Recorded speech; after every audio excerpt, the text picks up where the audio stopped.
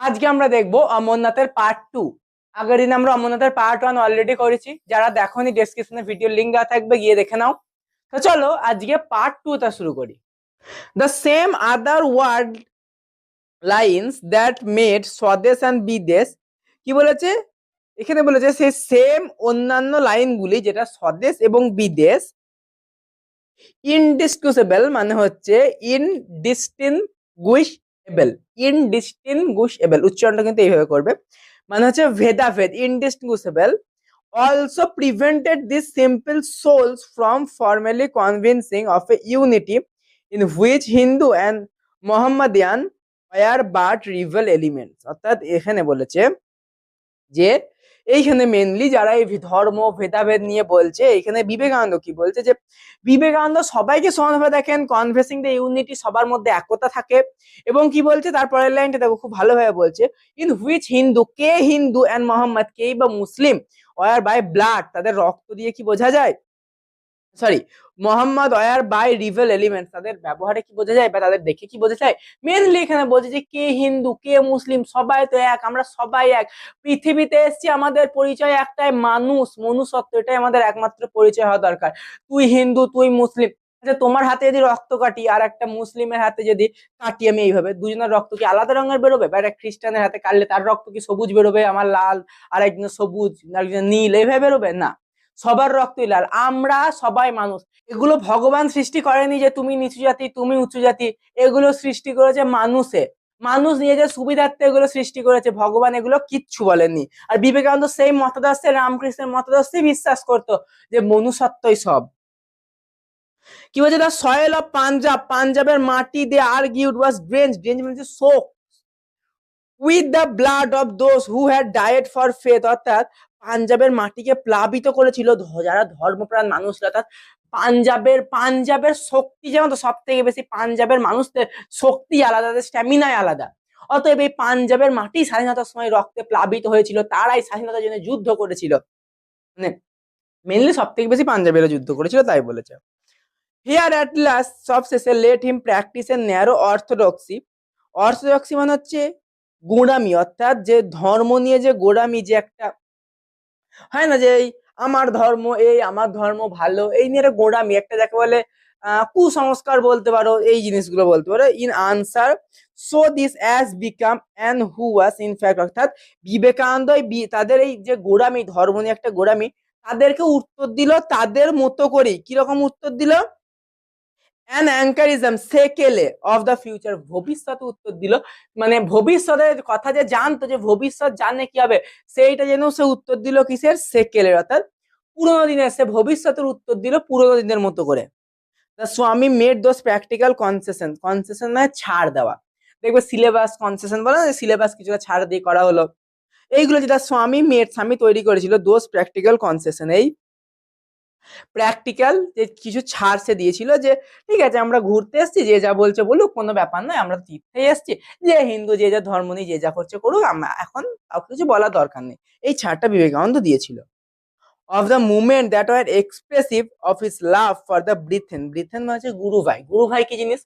ধরো আমি একজনের কাছে গুরু মন্ত্র নিলাম, তুমিও তার কাছে গুরু মন্ত্র নিলে, তাহলে তুমি আর আমি তখন গুরু ভাই হয়ে যাবো, কারণ সে আমাদের গুরু বাবা, তাহলে তুমি আর আমি তাহলে গুরু ভাই, এইটাকে বলে গুরু ভাই।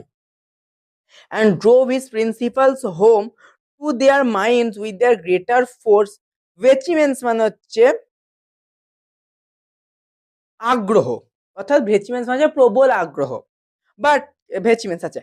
এই কি বলছে যে তাদের মধ্যে বিবেকানন্দ হুট করে তাদের কোনো প্রতিবাদ করেন, তাদেরকে ছাড় দিয়েছিল, যে তাদের মধ্যে বিবেকানন্দ কি করবে, তার যে নীতি, তার যে মনুষ্যত্বের নীতিটা বিবেকানন্দ তাদের মধ্যে আস্তে আস্তে ইনপুট করবে, তাদেরকে এই তাড়াতাড়ি যে মনুষ্যত্ব বুঝিয়ে দেওয়া কোনো দরকার নেই, কারণ তাড়াতাড়ি বোঝালে তারা বুঝবে না। বিবেকানন্দ জানতেন, তিনি জ্ঞানী ছিলেন, জানতেন যে তুই হুট করে বোঝাতে গেলে এরা বুঝবে না, এদেরকে আস্তে আস্তে ধীরে ধীরে বোঝাতে হবে, এবং আস্তে আস্তে ধীরে ধীরে এদের মধ্যে জিনিসটাকে ইনপুট করতে হবে, এরা আস্তে আস্তে ধীরে ধীরে করলে জিনিসটাকে নেবে এবং ভালোভাবে নেবে।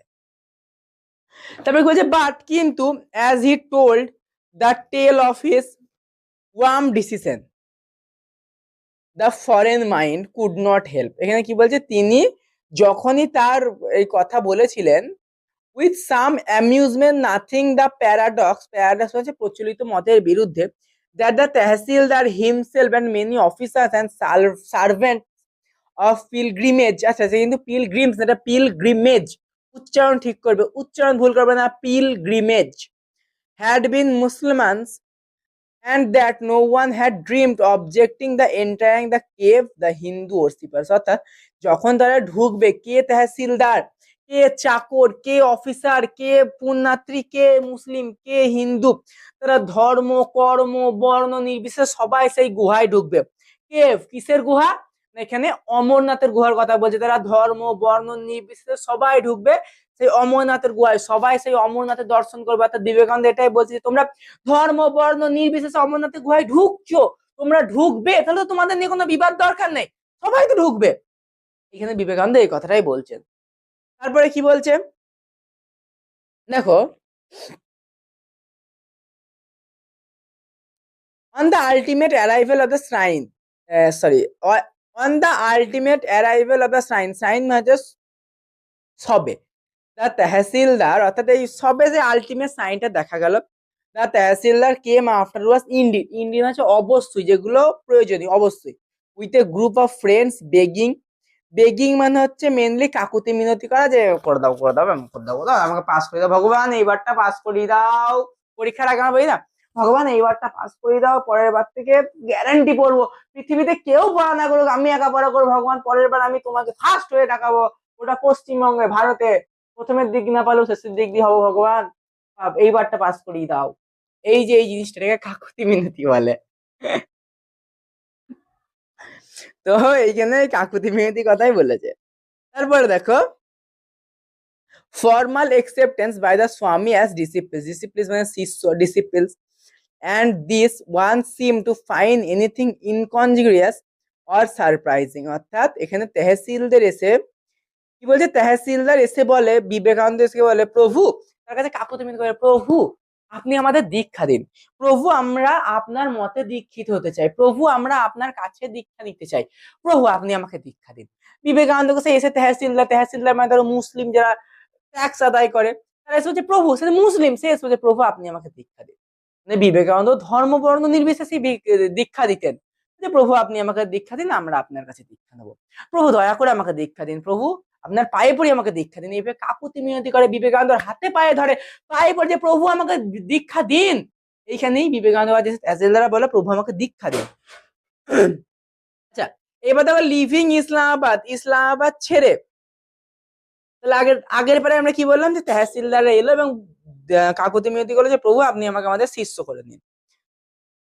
লিভিং ইসলামাবাদ, ইসলামাবাদ ছেড়ে আমরা ইসলামাবাদ মানে পাকিস্তান ছাড়লো, we caught up summer with the pilgrim, pilgrimage মানে হচ্ছে পিলগ্রিমেজ মানে যে সাধুর দলকে নিয়ে, and camped with it for that night at Pawan, a place, আচ্ছা কট আপ মানে মেনলি দেখা হওয়া, হ্যাঁ, a place famous for its holy springs, আচ্ছা স্প্রিংস মানে এখানে বসন্ত না, এখানে স্প্রিংস মানে ঝর্ণা, আর হোলি মানে হচ্ছে পবিত্র।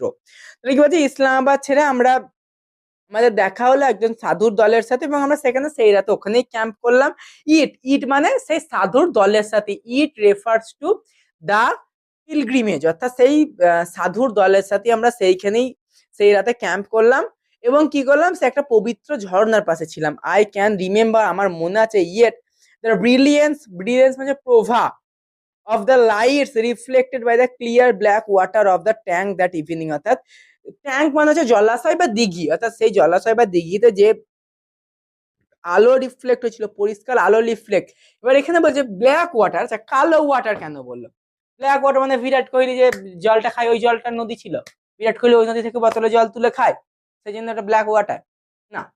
দেখো মেনলি তারা তো ক্যাম্প কখন রাতে করছিল, দিনে তো তারা চড়াই করছিল, উঠছিল, তাহলে রাতে ক্যাম্প করছিল, রাত্রে বেলা জল তুমি যদি তাকাও কালো লাগবে। এবার কালোর মধ্যে চাঁদের আলো পড়ছে, কালো জলে যখন চাঁদের আলো পড়ছে, তাই কি বলছে, যে ব্ল্যাক ওয়াটার তার উপরে লাইট, সেই জন্য ব্ল্যাক ওয়াটার ওই রাতের জলটার কথা বলছে। এবার দেখো, and thrones of pilgrimage proceeding, এবং তারা সেই দল নিয়ে তারা এগোলো, in little group, ছোট ছোট দলে, from shrine, shrine মানে মঠ, বোঝা গেল, টু shrine, অর্থাৎ এ মঠ থেকে ও মঠে গেল, তারা ক্রমাত এ মঠ থেকে ও মঠে গেল, আমি কি বললাম, আগে মঠ দেখা গিয়েছিল, এবার তারা মঠে গিয়েছিল, এবার এখন তারা ক্রমাগত এই মঠ থেকে ও মঠে যাচ্ছে।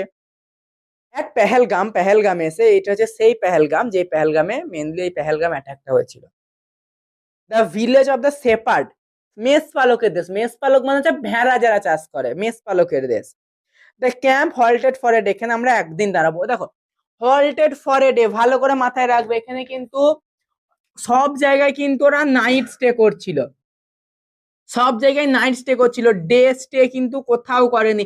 একমাত্র এইখানে তারা ডে স্টে করলো, একমাত্র ফার্স্ট টাইম তারা ডে স্টে করলো না। ফর এ ডে বলেছে, for a day, for a night কিন্তু বলেনি, ডে বলেছে। তারা একদিন দিন থাকছে। কেন একদিন থাকছে তারা? দেখো এবার আমরা দেখবো কেন তারা একদিন থাকছে। দেখো, টু কিপ একাদশী, একাদশী হচ্ছে এক ধরনের ব্রত হিন্দু ধর্মে, যেখানে সারাদিন না খেয়ে বা পঞ্চশস্য মানে সম্ভবত ধান, গম, বাজরা, রাগি এরকম কিছু পঞ্চশস্য না খেয়ে, অর্থাৎ এগুলো খাওয়া যায় না, এগুলো না খেয়ে থাকতে হয়। ওই একাদশী তিথিতে তারা সেই দিনকে যেহেতু উপোস, তাই সেদিনকার চড়াই উতরাই করবে না, শরীরের ব্যাপার তো। বিবেকানন্দ জানতেন যে শরীরের ব্যাপার অনেকে না হতেও পারে, তো সেই জন্য সেই দিনটা তারা রেস্ট নিয়েছিল।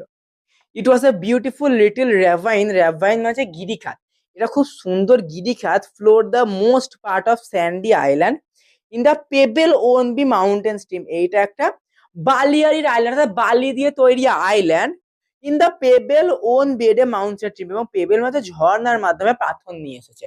অর্থাৎ দেখো মেনলি এইটা যদি একটা ঝর্ণা হয়, ধরো এইখান থেকে মেনলি একটা ঝর্ণা এইভাবে এসে পড়ছে, ঠিক আছে? তো ঝর্ণা কিভাবে পড়ে? এইভাবে, এইভাবে এসে মেনলি একটা ঝর্ণা পড়ছে। এবার ধরো এইখানে একটা দ্বীপ, এবার ধরো এইখান থেকে তো ঝর্ণার জলটা এসে পড়ছে, সেম এইখান থেকে আরেকটা, এইভাবে ঝর্ণাগুলো মেনলি আসে।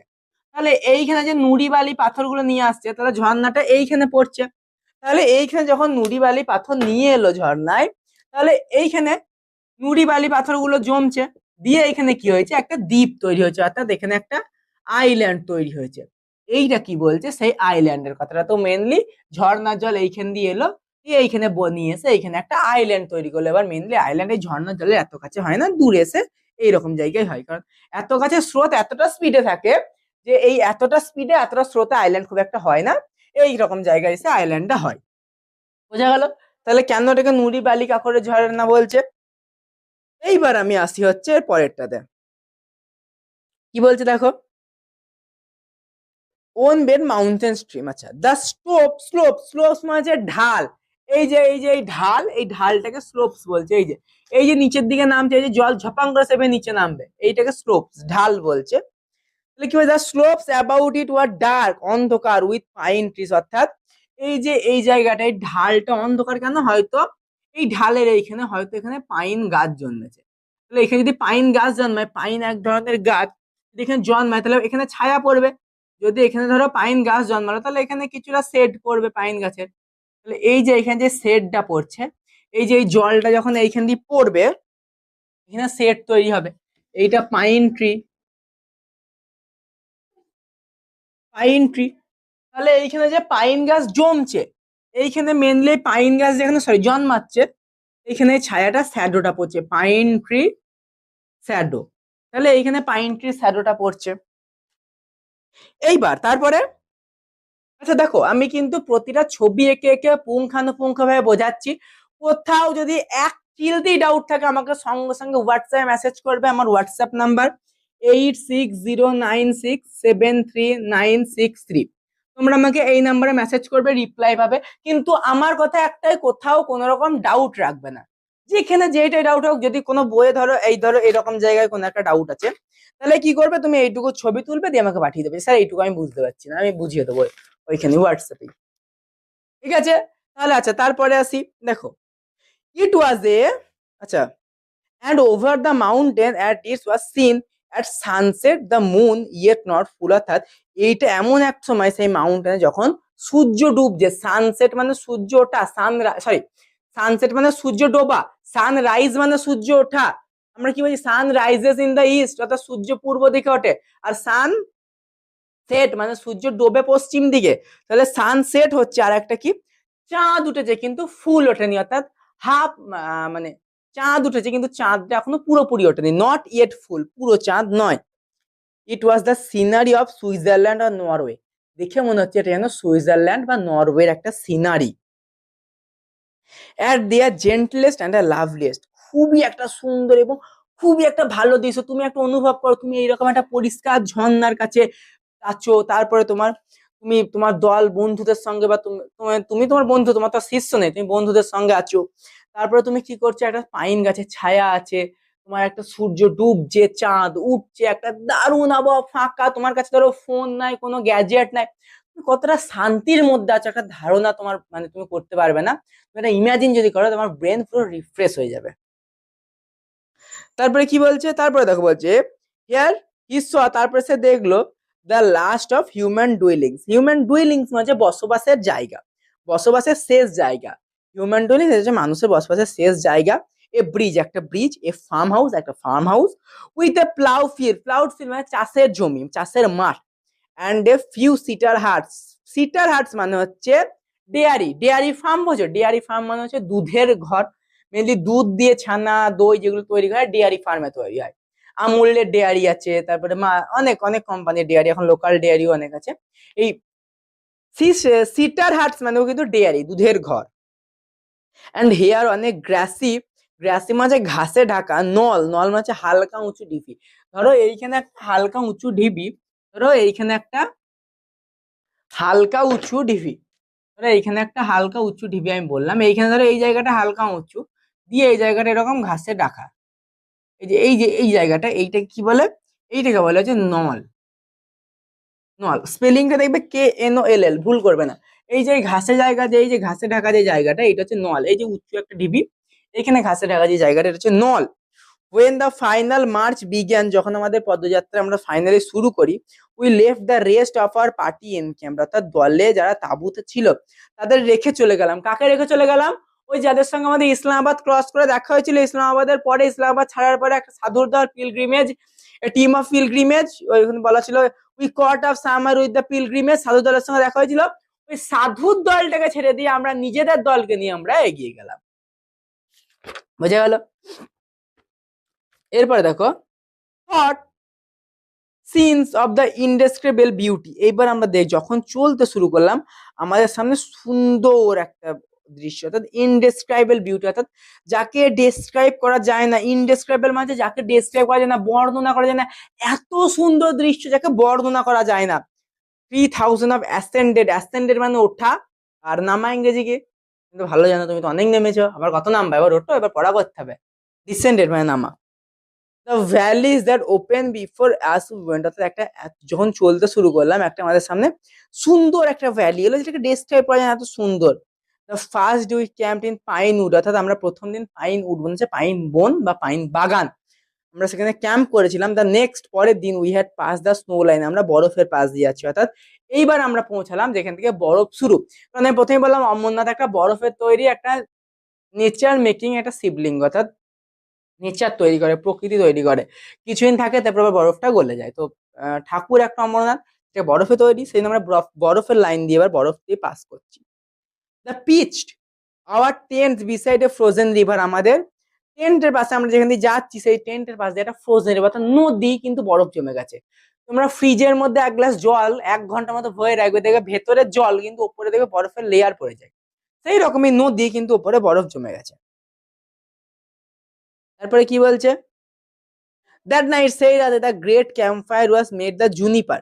জুনিপার হচ্ছে এক ধরনের গাছ, এই গাছ নিয়ে বলি, এই গাছে কিছু ডিটেলস। জুনিপার এক ধরনের গাছ যেটা খুবই হালকা কাঠ, অনেকক্ষণ ধরে জ্বলে, এবং কিছু উইকিপিডিয়া পড়লে বা তোমরা কিছু যদি গুগল সার্চ করো দেখতে পাবে এই গাছ দিয়ে একটা সুন্দর সেন্টও বেরোয়, আর অনেকক্ষণ ধরে জ্বলে এই গাছটা, হালকা গাছ, এমনকি ভিজে থাকলেও কিন্তু গাছটা জ্বলে অনেকক্ষণ।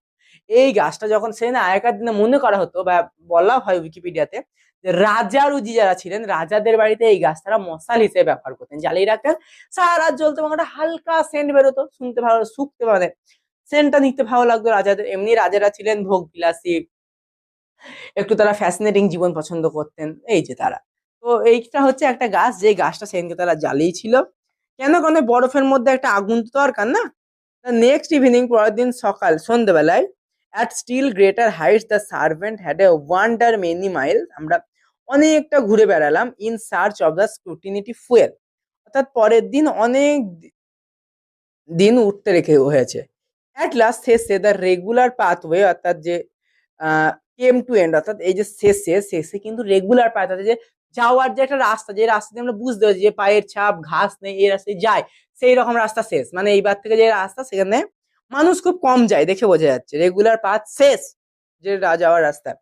We had a scramble up and down the goat path মানে হচ্ছে ধরো ছাগল যাওয়ার মতো একটা সরু রাস্তা, মানুষ যেতে গেলে ধরো এতটা বড় একটা মানুষ যেতে গেলে একটা জায়গা লাগবে, আর ছাগল কি এইটুকু একটা ছাগল সরু রাস্তায় চলে যাবে, সেখানে বলছে গোট পাস অর্থাৎ ছাগল যাওয়ার মতো একটা সরু রাস্তা, অন ফেস অফ স্টিক ডিলিভিটিস অর্থাৎ তার মধ্যে উতরাই মানে হচ্ছে নিচের দিক, চড়াই মানে ওপরের দিক, এইটা হচ্ছে চড়াই। ধরো আমি যদি আহ চড়াই উতরাই কি জিনিস আমি বল দিচ্ছি, ধরো এইটা ধরো একটা পাহাড়, এইটা ধরো একটা পাহাড়, ঠিক আছে, তো এইটা হচ্ছে চড়াই, এই জিনিসটা হচ্ছে চড়াই, এই জিনিসটা হচ্ছে উতরাই। তাহলে এইটা কি, এইটা চড়াই, এইটা হচ্ছে উতরাই, মানে হচ্ছে এই দিক দিয়ে নামাটাকে বলে উতরাই, ওঠাটাকে বলে চড়াই। এই যে চড়াই, এই যে উতরাই, বোঝা গেল? এটা হচ্ছে উতরাই, চড়াই উতরাই। তারপরে কি বলছে দেখো, till we reach the boulder twin gorge অর্থাৎ আমরা সেই খাতের কাছে পৌঁছলাম, in which the cave of Amarnath was situated অর্থাৎ তারপরেই রয়েছে সেই অমরনাথের গুহা, আমরা সেই জায়গায় পৌঁছালাম, সেই খাতের কাছে, যেই খাতের পরই রয়েছে অমরনাথের গুহা। অ্যাজ উই অ্যাসেন্ড দিস আমরা যত উঠছি, we had before as so speaks covered with white valley newly fallen and the cave itself is নিচ, নিচ মানে হচ্ছে যথাস্থান, আমরা দেখতে পাচ্ছি যে একটা অমৃতের মতো একটা সাদা, মানে অমৃতের মতো কেন বললাম, অমৃতের মতো ঠিক না, মানে একটা খুবই সাদা, একটা খুব মানে এতটা সাদা, মানে ডেসক্রাইবের বাইরে, যে ভীষণ একটা সাদা রঙের বরফের লেয়ার আমরা দেখতে পাচ্ছি, রিচ বাই সানলাইট, যেখানে সূর্যের আলো পড়ছে, সোন গ্রে সাইড লিঙ্গাম, এটাই হচ্ছে সেই মহান আইস লিঙ্গাম, বরফের তৈরি লিঙ্গ, that must have seem the abstract pleasant who first came upon like waiting presence of God, এবং এইটা হচ্ছে এমন একটা জায়গা যেখানে গেলে ভগবানের উপস্থিতি বোঝাই যাবে। দ্য স্বামী had observe every right of the pilgrimage as we came along, স্বামী সবকিছু অবজার্ভ করলে, সমস্ত পিলগ্রিমেজের যে রাইট সেটা অবজার্ভ করলেন, মানে অবজার্ভ করলেন, তিনি বুঝলেন, অ্যাজ হি কেম অ্যালং এবং তিনি এলেন। এবং দেখো এইখানে মেনলি এইখানে কি বলছে, তারা সেই বরফের তৈরি যে আইস লিঙ্গাম, শিবলিঙ্গ, এই জিনিসটাকে তারা দেখতে পেলো। আচ্ছা আদেও কি তারা অমরনাথ দেখতে পেলো, এটা কি আদেও অমরনাথ ছিল, এইটা আমরা জানবো পার্ট 3-তে। দেখো আমরা রোজ অল্প অল্প করে পড়বো, অনেকটা পড়বো, অল্প খাও বেশি খাও, একদিনে একবারে খেয়ে নিলে চর্বি জমবে, মোটা হয়ে যাবে। তো অল্প খাও, যেটুকু তোমার ডাইজেস্ট করার ক্ষমতা, অল্প খাও, ভালো খাও, হজম করো, যে চর্বি না জমে, চর্বি মানে এক্সট্রা টাস্ক জমে যাবে, পর আর ক্লিয়ার হয় না। চর্বি যেমন ক্লিয়ার হয় না, এক্সট্রা টাস্কও ক্লিয়ার হয় না। এই চর্বি আর এক্সট্রা টাস্কের মধ্যে এটাই মিল, চর্বিও ক্লিয়ার হবে না, এক্সট্রা টাস্কও ক্লিয়ার হবে না। তাহলে এইটুকুই আমরা পড়বো, দেখা হচ্ছে পরের দিন পার্ট 3 নিয়ে।